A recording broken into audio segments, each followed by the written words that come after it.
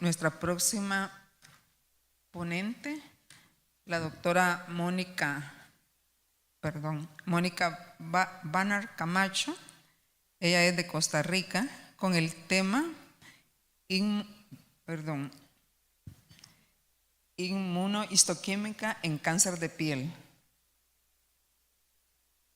La doctora Camacho estudió en Medicina y Cirugía en la Universidad de Iberoamérica, Costa Rica, Dermatología y Cirugía de Piel en la Universidad Francisco Marroquín, en el INDERMA, Guatemala. Tiene diplomado en Micología en el Hospital Gea González y máster en Cirugía Micrográfica de Mos, Universidad Autónoma de Barcelona. Su experiencia laboral: es especialista en dermatología y cirugía en la Caja Costarricense del Seguro Social y directora médica de Barnard Derma Center en Costa Rica. Doctora. Perdón. Pertenece a la Asociación Costarricense de Dermatología y al Colegio Ibero-Latinoamericano de Dermatología. Bueno, muy buenas tardes. Muchísimas gracias al comité organizador por haberme invitado a la actividad. Espero que hayan muchos fans del tratamiento del cáncer de piel aquí hoy y que pueda aportarles algo en sus conocimientos. Mi primera ponencia es sobre la utilización de la inmunohistoquímica durante la cirugía de Mohs. Para ponernos en contexto, entonces sabemos que el cáncer de piel es el cáncer más frecuente a nivel mundial. Se dice que aproximadamente 3.5 pacientes se diagnostican anualmente y que a nivel del mundo, y que esta incidencia ha ido aumentando en un 10% durante cada año. Los países o las áreas más afectadas son Australia y Nueva Zelanda, probablemente por su ubicación geográfica. Se dice que es más frecuente en personas del género masculino entre la quinta y la sexta década, aunque actualmente lo vemos mucho más frecuente también en el género femenino y además en pacientes más jóvenes. Se dice que en Estados Unidos aproximadamente 1 de cada 5 personas van a ser diagnosticadas con algún tipo de cáncer de piel en algún momento de la vida.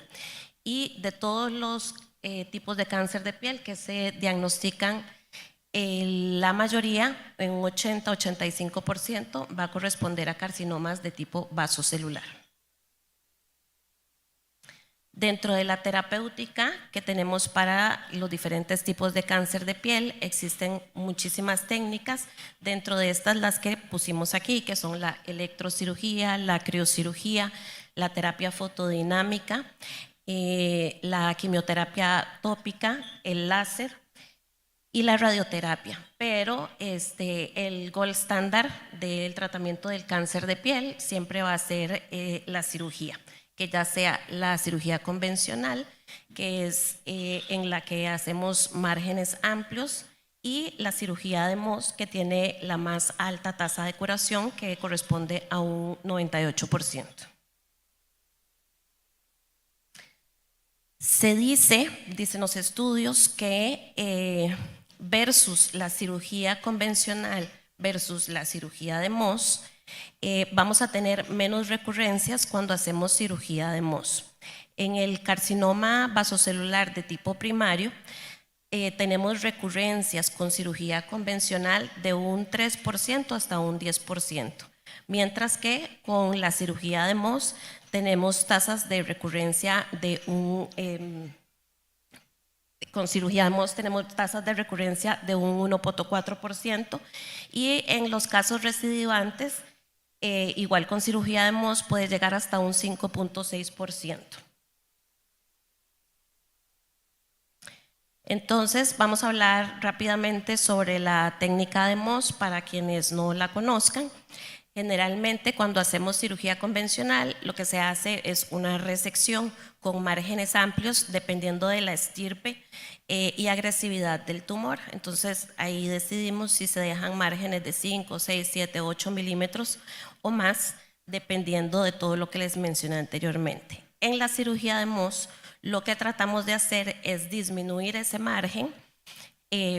Ahora les explico para qué. Entonces, se hace la resección del tumor sin ningún margen, solo a lo que la clínica y la dermatoscopía logramos ver. Las incisiones no se hacen a 90 grados, sino que las hacemos a 45 grados para poder realizar lo que nosotros llamamos el debulking, que es la extracción de la pieza, que va marcada en el sentido de las manecillas del reloj. Una vez que tenemos las piezas ya reseccionadas y marcadas, las teñimos para poder ver los márgenes en el microscopio. Una vez que ya teñimos, entonces las pasamos a una congelación. Generalmente lo que utilizamos es nitrógeno líquido, y en el criostato es el que nos va a ir haciendo los cortes, que son cortes seguidos hasta donde nosotros necesitemos llegar, para poder valorar así todos los márgenes, el 100% de los márgenes quirúrgicos. Esto se hace de forma intraoperatoria. Normalmente un cirujano de Mohs tiene que ser capaz de hacer todo el proceso. Sin embargo, muchas veces lo que hacemos es solicitar ayuda del patólogo para poder acortar este tiempo, porque si yo, por ejemplo, hago la cirugía de Mohs y me encargo yo de hacer las tinciones, de hacer las marcaciones, de hacer el congelamiento, pasarlo en el criostato, montar la pieza en la laminilla, verla, me toma muchísimo más tiempo que si yo estoy haciendo solamente la cirugía. El patólogo hace todo este proceso, da el resultado. Si hay algún margen positivo, entonces nuevamente se hace la resección o el debulking del margen que esté positivo. Entonces, dentro de las indicaciones de la cirugía de Mohs, vamos a tener los tumores que son de más de 2 centímetros en cualquier parte del cuerpo o sitio anatómico, los subtipos que son agresivos, los tumores que tienen invasión perineural, los tumores que tienen márgenes poco definidos y los tumores que son recurrentes. Todos estos son indicaciones de cirugía de Mohs. No siempre podemos realizar cirugía de Mohs debido al costo y también a la pericia de cada uno de los operadores, pero estas son las indicaciones de la cirugía de Mohs. De acuerdo al sitio anatómico, en rostro se dice que se debe hacer cirugía de Mohs en el área centrofacial, párpado, región periorbitaria, nariz, mentón, preauricular, retroauricular, y en región temporal, que son las áreas de mayor riesgo y de recurrencias principalmente de carcinoma vasocelular y de carcinoma espinocelular. Con respecto a los factores del paciente, se indica cirugía de Mohs cuando tienen algún inmunocompromiso, no solamente a nivel de piel, sino generalmente en pacientes con algún síndrome que produzca recurrencia de carcinomas vasocelulares y espinocelulares, o por ejemplo en pacientes inmunosupresos en tratamientos con aciatropina, por ejemplo los pacientes trasplantados renales que presentan con frecuencia este tipo de tumores, y los tumores, los síndromes genéticos como seroderma pigmentoso y el síndrome de Neo vasocelular. Entonces, si realizamos una comparación de la cirugía micrográfica de Mohs versus la cirugía convencional, que es la decisión local amplia, que es la que el doctor nos acaba de mostrar con los colgajos, vemos que los beneficios de la cirugía micrográfica de Mohs es que tiene tasas más bajas de recurrencia, se revisan el 100% de los márgenes quirúrgicos, ahorra el tejido sano, entonces a la hora de la reconstrucción obviamente tenemos más piel para poder hacer una reconstrucción más estética o menos costosa para el cirujano y con menos complicaciones. Tiene un mejor costo-efectividad que la cirugía de decisión local amplia. Y bueno, lo utilizamos mucho en carcinomas vasocelulares y espinocelulares, y en el caso de melanoma básicamente lo utilizamos solamente en el léntigo maligno y léntigo maligno melanoma. En los otros tipos de melanoma realmente no es indicativo de cirugía de Mohs, porque aquí sí vamos a utilizar unos márgenes bastante amplios. Dentro de los inconvenientes, bueno, cuando vemos los cortes histológicos en hematoxilina y eosina, a veces es muchísimo más fácil o nos queda tal vez más claro. A veces los cortes congelados no son tan fáciles de poder interpretar. En pacientes principalmente con fotodaño o en las lesiones pigmentadas. El éxito es operador dependiente. Se han hecho varios estudios y se dice que un cirujano de MOS tiene que tener más de 1.300 cirugías para decir que es un cirujano con pericia. Entonces, bueno, se podrán imaginar todo lo que tenemos que practicar para poder llamarnos cirujanos con pericia. Requiere de neoplasias de un patrón continuo de crecimiento y cuando son lesiones microsatelitales como en el carcinoma vasocelular que es en nidos, entonces también tenemos que tener cuidado de lograr ver realmente el 100% de los márgenes. Vamos a entrar ahorita en lo que es la inmunohistoquímica. Entonces, la inmunohistoquímica es una herramienta diagnóstica que nos permite demostrar la presencia de antígenos en diferentes células o tejidos. Existen algunos carcinomas que a la hora de ver la histología en hematoxilina y eosina no nos queda claro hasta dónde llegan los bordes de los tumores y ahí es donde más o menos utilizamos la inmunohistoquímica. El detalle es que la inmunohistoquímica tiene un coste alto, entonces no lo podemos utilizar en todos los pacientes. Se utiliza básicamente para determinar la estirpe o la diferenciación de una neoplasia, para precisar el diagnóstico de una neoplasia, porque muchas veces no sabemos que son células neoplásicas por el pleomorfismo o la tipicidad, pero no sabemos realmente el origen de la célula, si es un queratinocito, si viene del folículo, si viene de dónde, entonces para precisar el diagnóstico. También la utilizamos para diferenciar procesos benignos de procesos malignos, para establecer la arquitectura molecular del tejido y detectar agentes infecciosos en células o algunos tejidos. La inmunohistoquímica ahora sigue en la cirugía de MOS. Inicialmente era muy poco práctica, por eso les expliqué un poco de qué se trataba la cirugía de MOS inicialmente, porque es una cirugía en la que sabemos a qué hora entramos a cirugía, pero no sabemos a qué hora la vamos a terminar. Entonces, si dentro de la cirugía de MOS hacíamos inmunohistoquímica, el tiempo se alargaba mucho, esto aumentaba muchísimo los costos. Entonces, en la actualidad hay muchos paneles con algunas sustancias que son las que les voy a mencionar a continuación, que se han hecho específicamente para detectar o para realizar la inmunohistoquímica dentro de la cirugía MOS, que no sean tan costosos y que lleven un tiempo corto para bajar los costos y todas las complicaciones que pueden haber.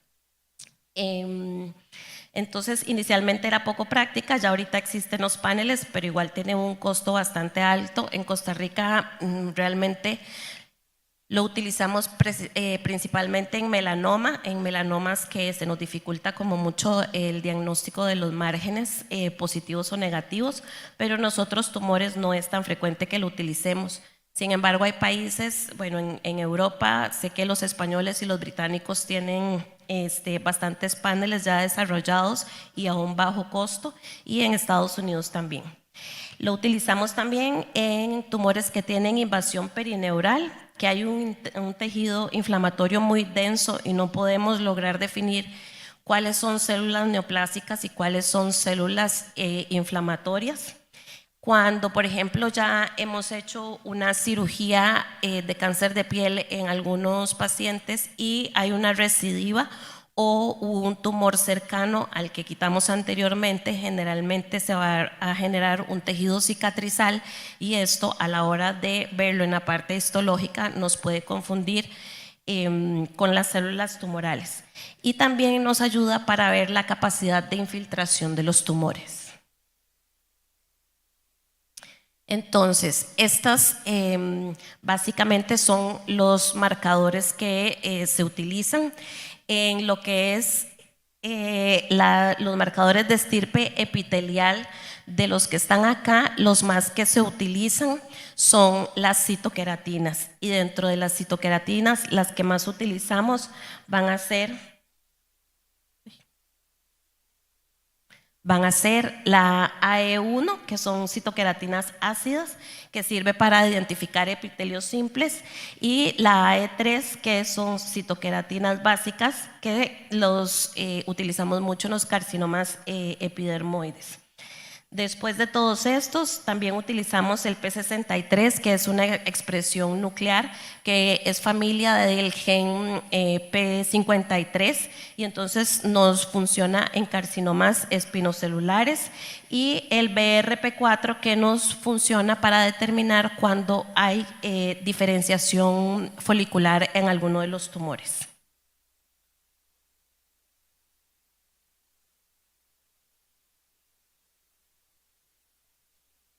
No me pasa.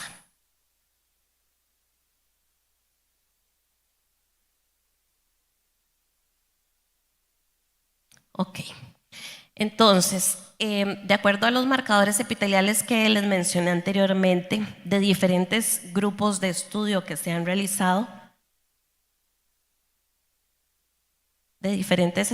grupos de estudio que se han realizado, se dice que los que se utilizan más y que son más efectivos para poder identificar carcinomas vasocelulares y espinocelulares van a ser las citoqueratinas AE1 y la AE3, en donde lo vamos a utilizar en tumores que son muy agresivos, en los que son de tipo vasocelular morfeiforme e infiltrativo, en los tumores que tienen infiltración perineural, básicamente. El BRP4, como les mencioné, básicamente lo vamos a utilizar en carcinomas vasocelulares que tienen diferenciación folicular, y es el más efectivo en este caso.